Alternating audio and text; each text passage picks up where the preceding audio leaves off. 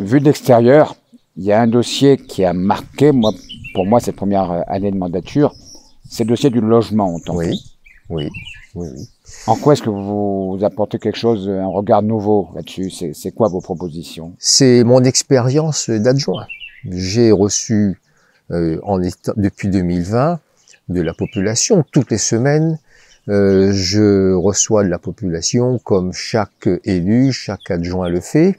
Pour vous donner un chiffre, au tampon, nous recevons à l'année 25 000 administrés par l'ensemble des élus. 25 000 administrés, c'est plus d'un tiers de la population qui vient à la rencontre des élus pour des problèmes de logement, des questions de secours d'urgence, des questions de chemin et autres. Et donc, c'est comme ça que, progressivement, j'ai pris conscience des difficultés que pose le logement à La Réunion. Donc, vous avez d'une part un nombre élevé de demandes, mais ce nombre élevé de demandes, c'est la conséquence de quoi? C'est la conséquence du rétrécissement de la cellule familiale. Il faut 6 ans pour faire sortir de terre une résidence de logements sociaux. Et en même temps, à côté, vous avez des cellules familiales qui se délitent très vite. Donc, le montant... Avec les maisons aussi qui sont de plus en plus petites, avant, on pouvait héberger chez soi ses enfants. Maintenant, c'est plus possible non plus. Donc, Oui, ce que je constate, c'est que d'une part, vous avez nos Gramouns habitent de plus en plus seuls. Nous avons eu beaucoup de demandes de Gramouns qui disent « ben moi, mieux veux habiter tout seul ». Chose qu'on n'avait jamais vue auparavant, parce que les Gramouns habitaient dans la grande maison familiale avec les enfants et les petits-enfants. Maintenant, ça, c'est quelque chose qui est de plus en plus derrière nous. Ce sont des réalités sociologiques dont il faut prendre en compte. Et donc, pourquoi j'ai engagé une action sur le logement? C'est parce que je constate qu'il y a une grande demande, il y a beaucoup de personnes qui sont déçues lorsqu'elles ne sont pas attributaires d'un logement qu'elles pensaient pouvoir l'être, parce qu'elles ont attendu pendant longtemps de pouvoir obtenir un logement. Et donc, j'ai dû lancer ce mouvement, réunir, fédérer des maires, des collègues maires avec moi pour que les choses avancent. Parce que la gestion du logement, j'ai eu l'occasion de le dire, était devenue trop arithmétique, trop administrative, et on ne fait plus attention aux facteurs humains. Qu'est-ce que j'ai constaté moi-même tout récemment? Eh bien, c'est que il y avait une personne qui m'avait dit, monsieur le maire, ben, moi, mes sourds de Saint-Paul, moi, on n'a pas demandé à venir ici, mais il a dit, moi, s'il veut un logement, il faut venir au tampon. C'est quelqu'un qui est déraciné et qui ne se sent pas impliqué dans la vie tamponaise. Donc, moi, ce que je souhaite, c'est que les demandeurs de logement puissent avoir un logement qui corresponde à leurs demandes, mais dans le milieu où ils ont toujours vécu, ce soit pour des Saint-Paulois, des Entre-Deuxiens, des Étançaléens, un peu tout le monde.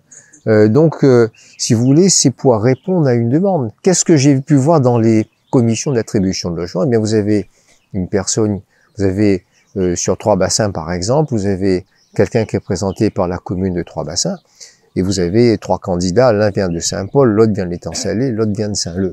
Alors qu'est-ce qu'on va faire? Est-ce qu'on continue à tirer quelqu'un de Saint-Leu pour l'envoyer sur Trois-Bassins, et ensuite celui qui est à Trois-Bassins, on l'envoie dans une autre commune? Ça n'a pas de sens. C'est pour ça que les maires demandent à avoir un regard sur les personnes qui viennent, qui demandent à être sur leur commune. C'est pas du clientélisme, comme j'ai eu l'occasion de l'entendre, mais c'est pour pouvoir mieux appréhender qui veut venir habiter dans nos communes. Alors ça passe par quoi? Ça passe par un pouvoir d'attribution de logements sociaux que vous souhaiteriez voir revenir aux maires? Eh bien, les choses avancent. Je crois que l'État a bien saisi la question. C'est pour ça qu'il ne faut pas être seul. Nous avons pu faire, les maires, on était à 12 ou 14 maires ensemble, à travailler la question.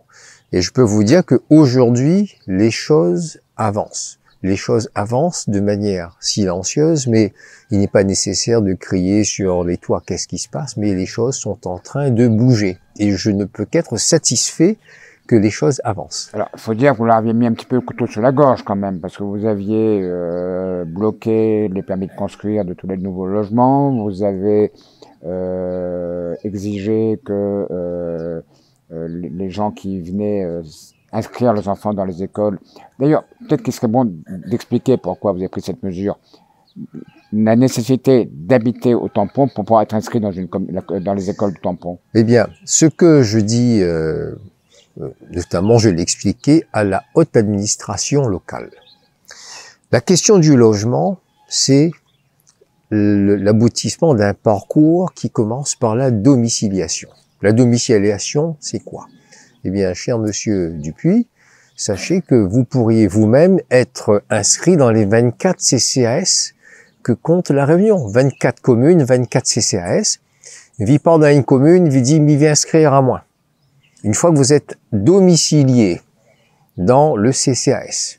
Il suffit de prendre un logement temporaire pour une semaine ou 15 jours. Même pas. Lui dit que moi, d'un point de logement, m'y viens inscrire. Eh bien, j'ai resserré les conditions parce que vous avez des personnes qui peuvent être inscrites dans plusieurs CCAS. Lorsque vous êtes inscrit dans un CCAS, donc par exemple, vous êtes domicilié au tampon, au 256 route Hubert de Lille. C'est la domiciliation à la mairie. Étant inscrit au CCAS, vous avez la possibilité d'obtenir des secours, par exemple un colis alimentaire. Vous avez des enfants, vous dites, comme je suis inscrit au tampon, je suis domicilié au tampon, eh bien, je demande l'inscription de mes enfants dans une école du tampon. Et qu'est-ce qu'on voit quelque temps après? Ah ben, moi, n'a plus de logement, la mettre à moi dehors. Mes enfants les inscrits au tampon. Mes enfants les inscrits au tampon. Donc, moi, les DALO. Donc, il faut que m'y gagne un logement. DALO, expliquez DALO ce que c'est parce oui, que... droit au logement opposable. Ça, c'est une loi qui impose normalement... Voilà. Hein. Donc, le critère, c'est DALO égale prioritaire pour l'attribution d'un logement. Eh bien, vous voyez des personnes qui vous disent, ben, moi, les héberger. Et évidemment, quelque temps après, mon enfant les scolarisé, moi les dehors. Donc, il faut me donner rapidement un logement. Alors là, peut-être qu'il convient aussi d'expliquer comment se passent ces commissions d'attribution. Oui. Est-ce que vous, maire, vous avez un pouvoir de demander, mais celui qui décide au final, c'est qui? Ah ben c'est une commission. Hein. Vous avez une commission où ce que je précise, c'est qu'il n'y a pas le maire tout seul dans le bureau et puis il dit celui-là oui, celui-là non. Ça ne marche pas comme ça. Le process est bien organisé. C'est la loi qui fixe le cadre dans lequel les attributions ont lieu. Mais ce dont je déplore, c'est que les administratifs gèrent les DALO sans avoir une vision globale sur la population que nous plaçons dans ces logements. Et il ne faut pas faire de l'arithmétique, il faut faire de l'humain. Voilà la raison pour laquelle je demande que les maires aient plus de poids dans ces commissions. Je vais préciser un point également, parce qu'il faut que les auditeurs soient au courant de tout. La loi DALO peut introduire des exceptions. Oui. C'est-à-dire que vous aurez demain une famille du tampon qui remplirait les conditions, mais à qui on pourrait refuser un logement et mettre en priorité quelqu'un qui ne remplirait pas les conditions. C'est-à-dire que oui. Où il y aurait trop d'enfants pour un F2, où il y aurait... mais DALO, c'est prioritaire. Oui, c'est ça. Donc, ce qui la faille du système, le DALO est une bonne chose, mais comme dans tout système, on a trouvé la faille pour pouvoir contourner et passer en priorité. Je comprends tout à fait ceux qui le font, mais quand on fait ces petites manœuvres, c'est toujours au détriment de ceux qui en ont besoin, qui disent « m'y attend depuis longtemps mon logement », et on se retrouve à gérer des mécontentements.